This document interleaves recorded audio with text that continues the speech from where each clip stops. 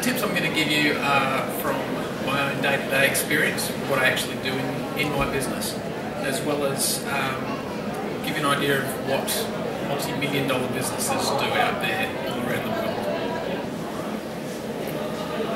So, we've looked at cash, but how do we get your business to grow? Do you remember the two top causes of business failure that ASIC had highlighted? Core strategic management and core financial management. So how do you get your business to grow? Develop strong strategic and strong financial management practices. So how do we do it? The first way is to develop the right mindset. Okay? Getting the tools is secondary, you need to know how to use them. Okay? And this is probably the most important thing that you should take away from today.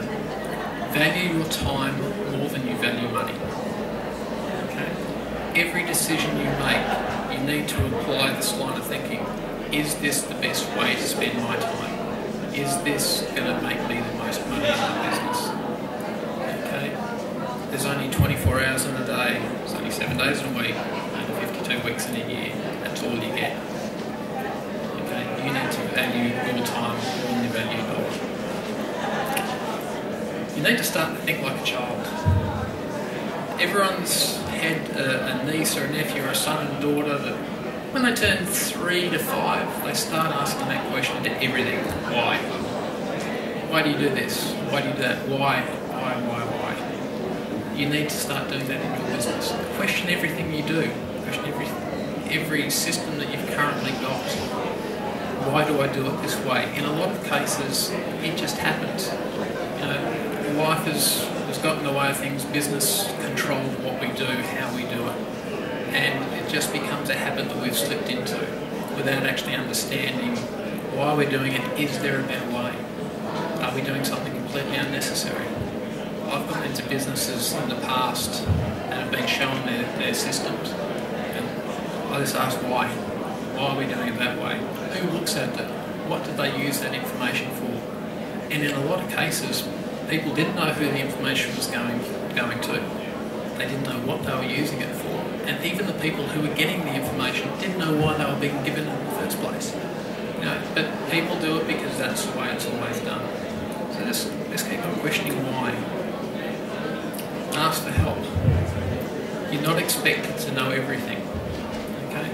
You should try and understand a lot of stuff, but don't take it any further than that if you don't need to. Okay? There are a lot of people out there who have specialist knowledge. Use them. Okay? You don't have to do everything yourself. Learn and grow from every experience. If you have a debtor that's not going to pay you, no matter what you do, they won't pay you. Write it off, learn from it. Okay? Strengthen your procedures. If you have a fantastic experience and the customer is overjoyed and goes out and tells 20 of their clients they're so happy, do it again, but learn from it. Make sure you make that a common practice. Develop and nurture your relationships, not only client relationships but also business relationships. So if you don't know them, meet the person next to you here. Okay? But when you do, go into it with the mindset of what can you do to help that person. Okay? It's very different than a lot of networking groups where you go into it, what can they do to help me? Okay? Help them first and it will come back tenfold.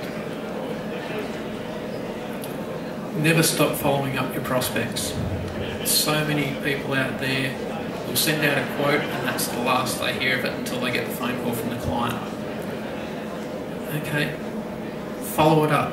When you send your quote, say, I'll give you a call in 7 days' time just to answer any questions you may have or to see if and how you want to progress. And keep on following up. If they say, look, I'm not really ready right now, call them back in 2 weeks, call them back in a month or in 6 months, but keep on following them up until they tell you no. Until they say no, it's a shy yes. And build strong habits. You will slip back into the habits that come easily. If you don't have strong time management skills, if you don't have, it's common, it's human nature to fall back into your easy, simple ways of doing things. Okay, it takes 28 days to create a habit. That's what you're trying to do. Now to develop the right tools.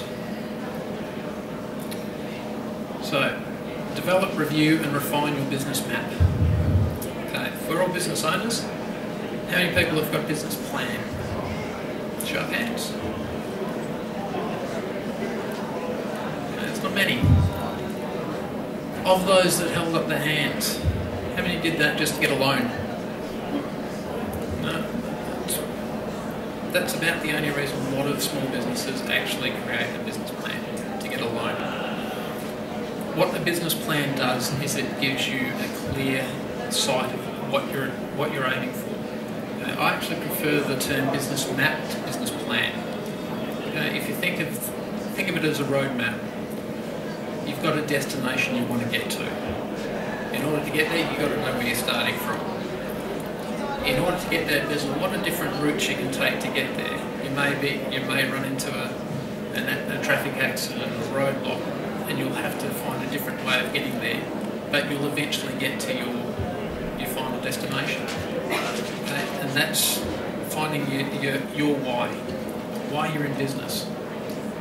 And that's one of the questions you need to ask yourself. Why are you doing what you're doing? If your answer is to make money, you're going to go broke. You've got to find a bigger reason for being in business. If it's to make money so that my partner and I can retire, go off on our world trip, buy a caravan, can spend our gold years travelling Australia, that's your why. Okay, but if it's just to make money, you're never going to do it. You're going to go broke. What your business map also does is it causes you to look at your business in so much more detail. So you focus on your why, you focus on where you are right now. It becomes very, very introspective. You get to look at your skill set, be brutally honest, what you can do, what you can't do, what you need to do in order to get there. How much money you've got, how much money you need to do it. Your marketing. Can you do your marketing? Do you need to outsource it? What sort of marketing? When's it going to happen? Your finances. How much money do I need in order to get where I want to go? Once you know that figure, then work backwards. Okay, don't start thinking, okay, I'm going to sell this for this. If I sell 12 of them, then I'll make that. You've actually got to go the other way around. You need to know how much you need, and from there you can determine how many you need to sell, what price you need to sell it at. Which is where your financial and capital budgets come into play. Just analyse your business. You know all your expenses, you know where your money's going. Write it all down. Okay? And that'll start the process of, can I do this better? Is there another way? Identify your key performance indicators, your KPIs. Every business should have at least 3. Okay, so for my business, I look at all of my income streams, and I look at my the gross profit I make on each project, and it's got to be within a particular range. If it's not in that range, I'll work out why. And I'll do that every time I finish a project. I'll review it. I set a project budget, so I know about how much money I'm going to make, and if what I think it's going to do turns out very different to what happened, I'll try and work out why and make changes. I'll look at my gross profit percentage as a whole. Again, there's a range that I look in. I'll look at my fixed expense as a comparison of profit, just to see, am I spending more just in keeping the business going than I should? Am I running more efficiently, less efficiently? I look at my advertising. If you're advertising on paper, you advertise on the internet, monitor it. When you get phone calls, ask them where they found your details. Have a prospect log. Write it down. Write down how much money you're making from each piece of marketing you're doing to see what's worth spending your dollar on. A lot of people spend their money on yellow pages advertising, when they can spend a lot less on a website and probably generate a lot more income than they would a physical phone. But unless you've actually got that written down and start measuring, you're never going to know. You're just guessing. Okay? And businesses don't succeed on guesses. You need to measure. So measure your actual performance. Measure it against your budget, against your forecasts. Make your life simple. Spend a little bit of time creating templates and repeatable systems. Okay, so my contracts. My quotes become my contract. I send one out, as soon as the customer signs it, my quote is now a contract. I have two forms of quote. One is for a simple job, where we're doing all the work ourselves. The other one is for a more complex job, where I'm subcontracting, or getting in a lot of subcontractors and project managing it. So that they're slightly different in the way they're presented, but they all have my terms and conditions on them. A generic set of terms and conditions. There's a section there where if there's a project-specific thing that I want to highlight or leave out or exclude, then I'll make that specific change. But in general, I just call up my template, change the name of the client, what I'm going to do, and hit send. Okay, that saves me a hell of a lot of time.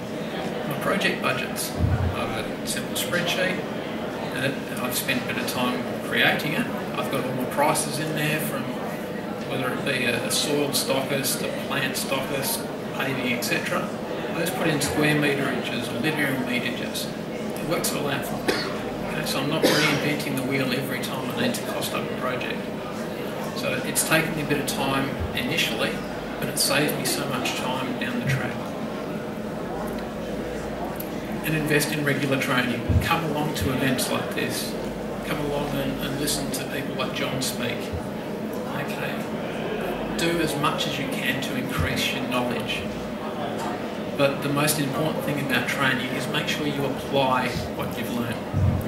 Okay, so many people will fill up your notebooks with copious notes, and the next time you look at them is when if you work on a notebook, next time you look at them is when you go to your next course. You go, oh, that's right, I did that 3 months ago. Okay, read your notes. And studies have shown that if you've taken copious notes, don't look at these again today. Tomorrow morning when you get up, read them.